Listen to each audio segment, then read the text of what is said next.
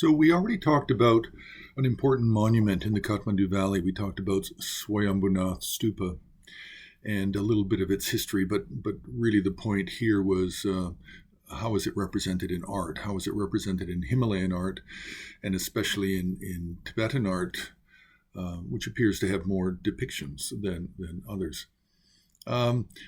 But now moving on, we can look at the Boudhanath Stupa. Boudhanath Stupa has a very different history. It's much later than the Lichavi period of Swayambhu.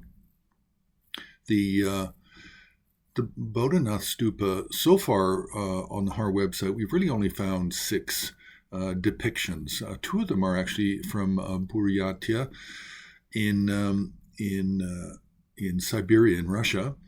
And then it looks like there's 2 of them are Nepalese. Actually, there's only 5 because one of them's a photograph. My mistake. So we have 1 Tibetan painting. Another looks like, as I mentioned before, maybe it's Tamang. It doesn't quite look like proper Tibetan art. It looks more like it's a little bit mixed. It's some kind of Newar, Tamang, Nepalese art. And then we have the very clear Nepalese painting done with houses below, as if it's a register below. And that one really looks like it was done in the 20th century, probably early 20th century, maybe up to the 50s. After that, the art changed somewhat. Now, what's important about the study of Boudhanath and Boudhanath art is, aside from the architectural study and the just general art history of it, the important study topics here are who was the founder. And the founder was a Nyingma Lama named, or had the title Ngakchang Shakyazangpo. And he was born in the late 15th century, maybe 1470s, 1480s, something like that.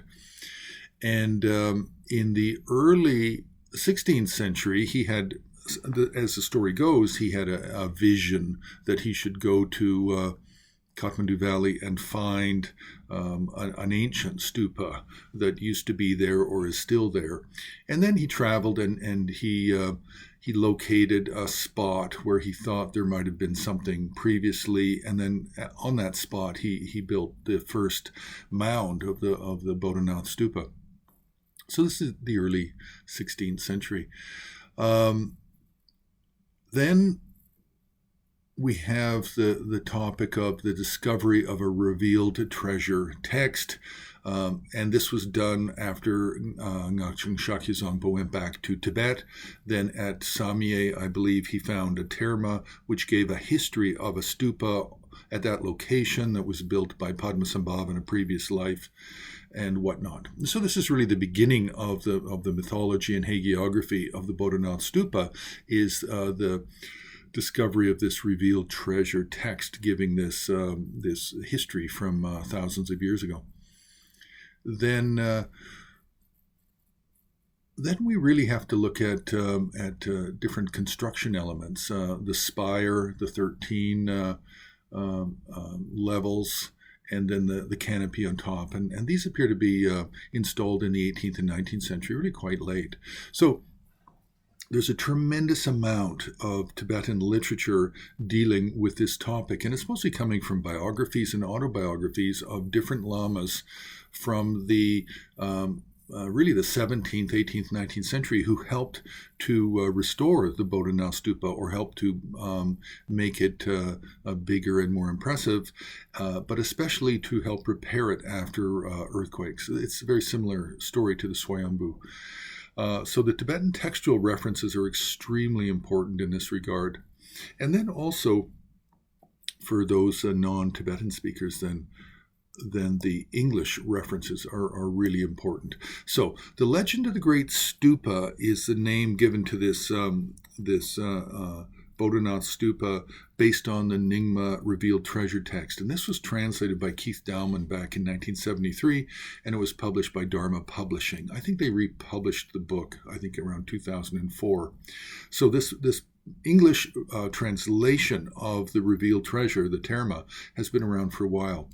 Now, I can recommend that the very, very best publication I know of in English is called Nepal Mandal by Keith Dowman, and he goes into a tremendous amount of mythology, but he also goes into history, and then who were the people that helped rebuild it or visited it during times of need when there was a collapsed spire or earthquake.